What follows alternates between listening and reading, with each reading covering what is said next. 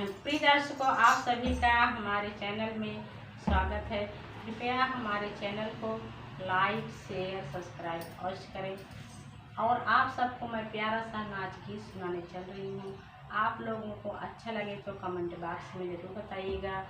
और मेरा watch time अभी बचा हुआ है, आप लोग थोड़ा थोड़ा वीडियो देखिए, सहयोग करें। प्लीज़ मेरे चैनल को जो है सपोर्ट कीजिए ताकि वॉच टाइम भी पूरा हो जाए।